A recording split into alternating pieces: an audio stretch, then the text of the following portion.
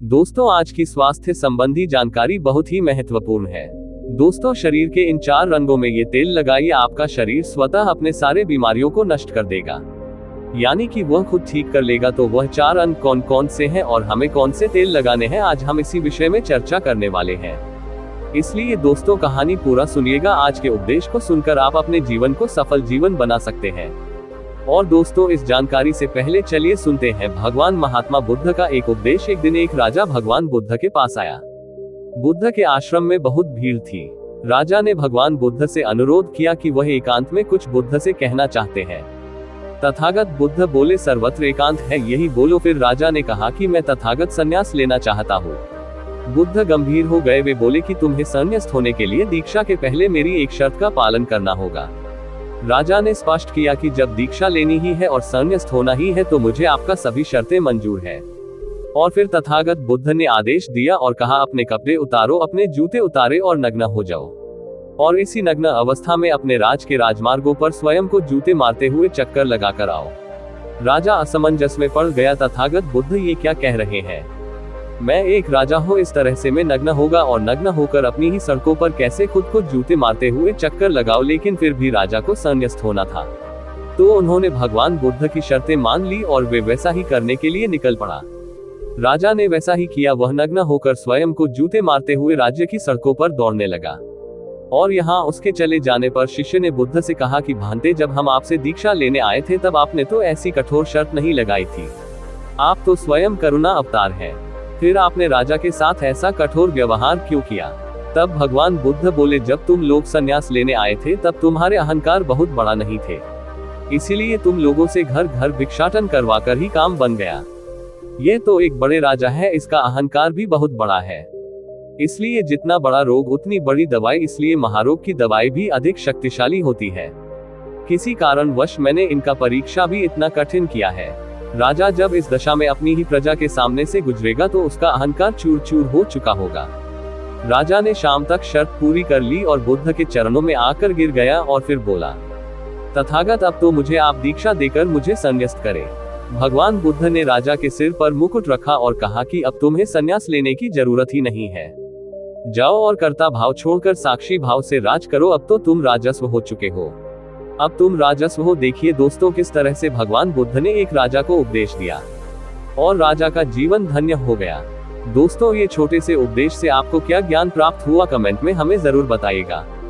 चलिए अब जानते हैं स्वास्थ्य से संबंधित बहुत ही महत्वपूर्ण जानकारी। क्या आप जानते हैं कि ये हमारा शरीर कैसे बना है? ये सबसे पहले जानना बहुत जरूरी है। और हमारे शरीर में कौन से 3 दोस्त पाए जाते हैं? हमारा शरीर 5 तत्वों से बना है और हमारा शरीर में 3 दोषी पाए जाते हैं, वात दोष, पित्त दोष और कफ दोष। इसे जानना जरूरी है क्योंकि ये हर एक बीमारी का कारण होता है, क्योंकि हर एक बीमारी का जल्द यही 3 दोष है, लिए जानना जरूरी होता है। तो आपका शरीर का सबसे महत्वपूर्ण दोष ये 3 दोष है, पित्त दोष, वात दोष और कफ दोष। अगर आपके शरीर का वात दोष गड़बड़ हो गया तो 60 से 70% बीमारी होगी। अगर आपके शरीर का पित्त दोष गड़बड़ हो गया तो आपके शरीर में 15 से 20% बीमारियां होती है। और यदि आपके शरीर का कफ दोष गड्ढा हो गया तो 5 से 10% बीमारी होती है। अब इस तीनों प्रवृत्ति हमारे शरीर में कब से कब तक रहती है? जब हम जन्म से बाल्य अवस्था में रहते हैं, यानी जब हमारा जन्म होता है और 14 साल की उम्र तक हमारे शरीर में कफ प्रवृत्ति ज्यादा होती है। इस समय काफी ज्यादा बनता है, ये प्रकृति की देन है। कफ इसलिए बनता है क्योंकि हमारा शरीर गिरोह करता है। कफ बनना जरूरी है क्योंकि यह हमारे शरीर के बहुत ही महत्वपूर्ण अंग है। बस हमें ये ध्यान देना है, हम अपने बच्चों को ऐसी कोई चीज नहीं देना है जिससे उनका काफी और बढ़ जाए, क्योंकि बच्चे उस समय कुछ नहीं जानते। पेरेंट्स को जागरूक होना होगा। बस हमें अपने बच्चे को कुछ भी ऐसी चीज नहीं देना है जिससे उसका कफ और बढ़ जाए। कफ बनाने वाली चीजें हमें उन्हें नहीं खिलाना है, नहीं तो क्या होगा, कफ से संबंधित जो 5 से 10% बीमारी है, जैसे टीबी, दमा, अस्थमा, स्नोलिया, ये सारी बीमारियां इसकी वजह से होती है।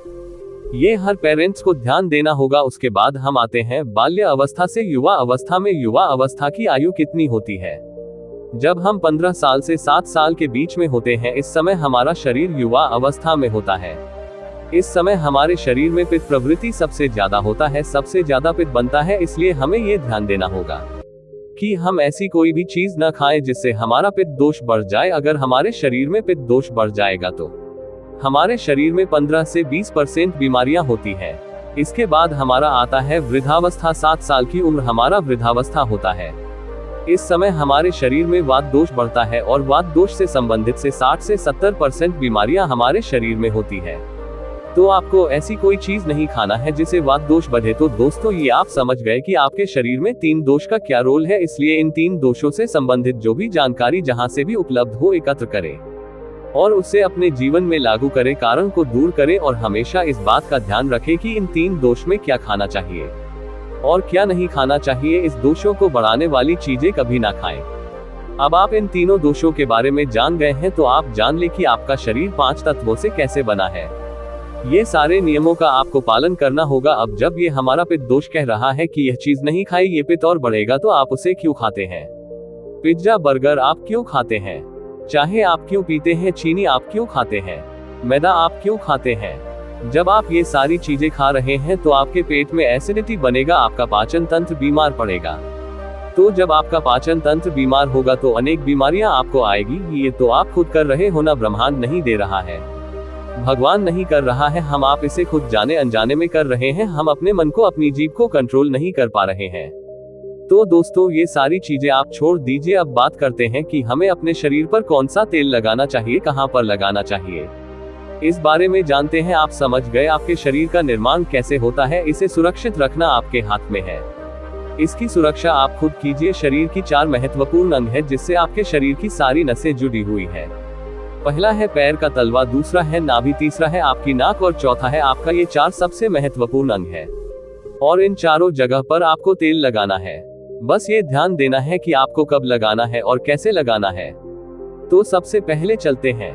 पहला है पैर का तलवा। आपके पैरों के तलवे। जो व्यक्ति रोज सुबह जाकर मॉर्निंग वॉक करता है नंगे पैर जमीन पर या फिर हरी घास पर, तो दोस्तों उसकी आंखों की रोशनी कभी कम नहीं होती। तो इसलिए आपको पैरों के तलवे में शुद्ध तोरी का तेल लगाना है।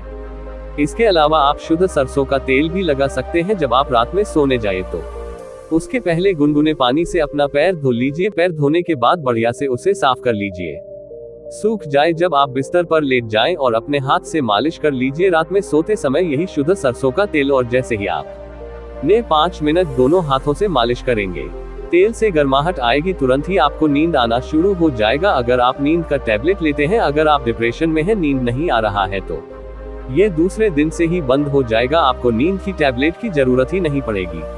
आपका पागलपन दूर हो जाएगा। याददाश्त बहुत तेज होती है। दिमाग से संबंधित सारी समस्याएं खत्म। और एक ही बार में आप 10 बजे सो रहे हैं, 4 बजे से पहले आपकी नींद ही नहीं खुलेगी। इतनी बढ़िया नींद आती है। तो पैर के तलवे में तेल लगाने से आपके पाचन तंत्र मजबूत होता है, याददाश्त तेज होती है, भूख लगती है, शरीर में शक्ति मिलती है, ऊर्जा मिलती है, यानी कि शरीर की सारी पोषक तत्वों को आपूर्ति कर देता है। दूसरा स्थान है नाभि, जो कि आपके शरीर का सबसे महत्वपूर्ण अंग है। नाभि के पीछे एक कोटि ग्रंथि पाई जाती है और इसी पर कोटि ग्रंथि से शरीर की सारी नसें जुड़ी हुई होती है और यह शरीर की सबसे शक्तिशाली ग्रंथि होती है। इसलिए नाभि में तेल लगाना चाहिए।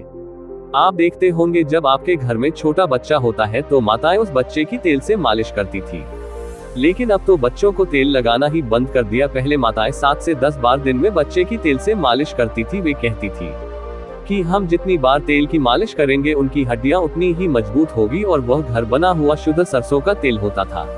और वह शुद्ध सरसों घर का तेल और किसका बनाती थी? किसी सरसों को भून करके, सरसों को रोल कर पहले जो उसी से मालिश करती थी।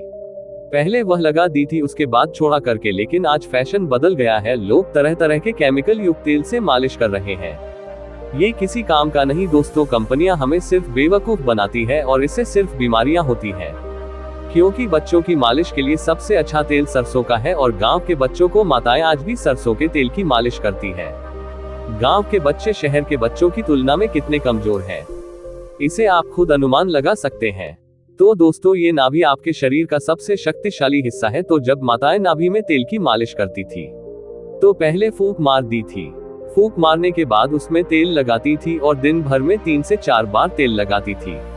तो दोस्तों, आपको भी आज से शुद्ध सरसों का तेल रात में सोते समय नाभि में लगाना है। और जब आप नाभि में तेल लगाते हैं तो इसके क्या फायदे होते हैं, आप ये जानकर चौंक जाएंगे। पहला फायदा, आपको अच्छी नींद आएगी। दूसरा फायदा, दिमाग से संबंधित कोई भी समस्या नहीं होगी। तीसरा फायदा, आपका पाचन तंत्र मजबूत रहेगा। चौथा फायदा, आपको भूख बढ़िया लगेगी। पांचवा फायदा, आपके शरीर का सारा दर्द दूर हो जाएगा। छठा फायदा, आपकी आंखों की रोशनी बढ़ जाए, यानी कि शरीर के हर एक अंग के लिए फायदेमंद है। तीसरा है, आपकी नाक पैर का तलवा हो गया, नाभि हो गई। अब हम एक कदम आगे चलते हैं, वो है नाक, कान और आंख। तो दोस्तों, आपको नाक में क्या करना है? अगर आपको गाय का शुद्ध देसी घी मिल जाए तो घी की एक बूंद नाक में और एक बूंद नाक में, दोनों नाक में एक एक बूंद डालनी है। रोजाना दोनों नाक में एक एक बूंद डालें। इसके इतने फायदे हैं, मैं यहाँ गिनाते गिनाते थक जाऊंगा। आपका पागलपन दूर हो जाएगा। अगर किसी को पागलपन है, अगर पागलपन का इलाज चल रहा है, तो 3 से 4 महीने के अंदर पागलपन की दवा बंद हो जाएगी। अगर आपके कान के पर्दे में छेद है तो बिना ऑपरेशन के ठीक हो जाएगा। आपको नींद की समस्या है, नींद की समस्या दूर हो जाएगी। आपकी याददाश्त कमजोर है, याददाश्त आपकी तेज हो जाएगी। शरीर में कमजोरी है, शरीर की कमजोरी दूर हो जाएगी। जुकाम आपको कभी पूरी जिंदगी में नहीं होगा। जुकाम सर्दी की नाक से संबंधित जितनी भी बीमारी है आपको नहीं होगा।